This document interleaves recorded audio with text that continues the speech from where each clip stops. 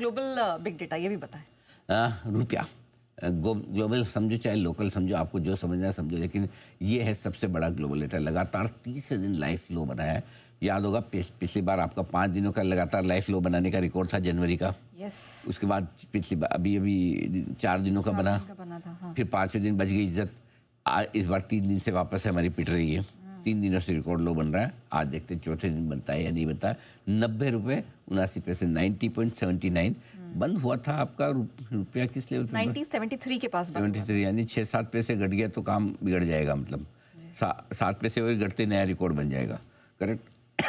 इस बीच इस साल हमारा रुपया 6% गिर चुका है अब तक।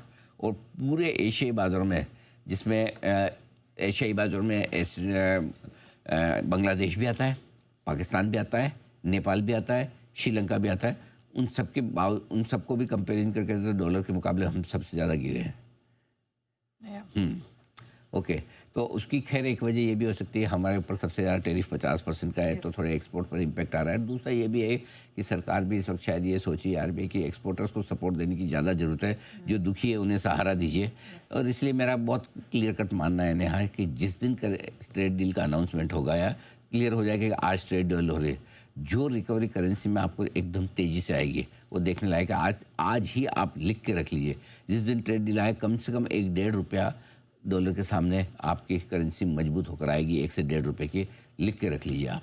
उस दिन जो उछाल आएगा वो कमाल का होगा, क्योंकि अल्टीमेटली इस वक्त प्रेशर जो रुपये पे बन रहा है वो प्रेशर इसी वजह से है कि ट्रेड डील जितनी लेट होगी उतना करेंसी आपकी कमज़ोर रहेगी भी, रहनी भी चाहिए। और आरबीआई ने इसीलिए शायद छोड़ भी रखा है ताकि इनडायरेक्टली ही सही एक्सपोर्ट करने वाले लोगों को जितनी मदद मिल पाए उतना बेहतर है। अब वो अलग बात है कि अगर आप विदेशों में पढ़ रहे हैं, विदेशों में घूमने जा रहे हैं, आपने विदेशी लोन ले रखा है, उसका कर्ज चुकाना है, ब्याज चुकाना है, कुछ भी इंपोर्ट करना आपके लिए ज़रूरी है, वो तो महंगे हो रहे हैं। दोनों चीज़ें हैं, कहीं फ़ायदा तो कहीं नुकसान। इस बीच डॉलर इंडेक्स जो लगातार घटते 2.5 महीने के निचले स्तर पर बंद हुआ है 98 के नीचे, ये एक अच्छी खबर है। हालांकि वो अलग बात है कि हम उसका फ़ायदा नहीं उठा रहे हैं, लेकिन जिसको मिले उन्हीं का ठीक है। करेक्ट। वैसे आज बाय द वे आज बैंक ऑफ जापान की भी बड़ी अहम बैठक है। लोग कह रहे हैं कि शायद ब्याज दरें बढ़ाने का सिलसिला बैंक ऑफ जापान शुरू कर दे तो बड़ी चीज़ हो सकती है। वैसे सिनेरियो तो अलग ही है। हाँ, उनका अलग, उनका तो वो सेलिब्रेट करते हैं ब्याज दरें बढ़ने का। मतलब उनके तो महंगाई नहीं ना, उनकी प्रॉब्लम है कि महंगाई नहीं होने की वजह से ग्रोथ नहीं आती। तो जापान तो चाहता है कि महंगाई बढ़े, और अगर ब्याज दरें बढ़ी तो एक अलग ही डायरेक्शन में जाएगा वहाँ का मार्केट। एनीवे, अब आइए ग्लोबल डेटा में थोड़ा अमेरिकी बाजारों का विश्लेषण कर लें। डाउ में लगातार दूसरे दिन तो नैस्डैक में लगातार तीसरे दिन रही कमजोरी।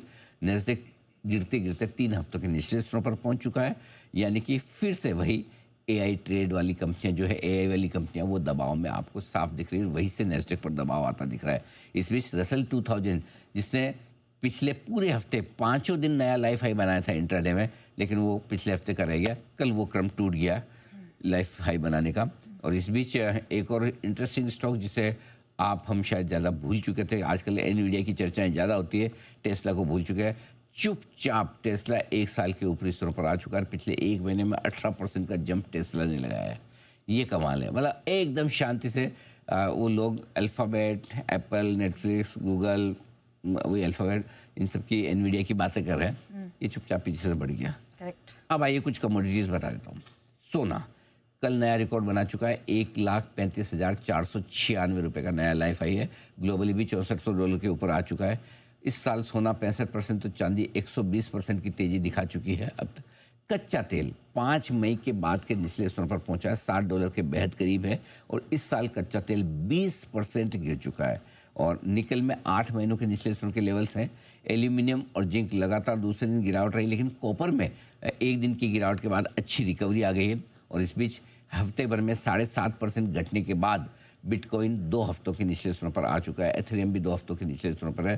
तो बिटकॉइन वो है ही क्या जो हफ्ते में 5-10% ऊपर नीचे ना हो। मज़ा ही नहीं आता इसको लाइफ में। मतलब कुछ तो जिंग होनी चाहिए, वो मिसिंग है। ओके, चलिए, तो ये तो कुछ बड़े डेटा हैं जिन पर आपको फोकस करने की जरूरत है, लेकिन आइए आप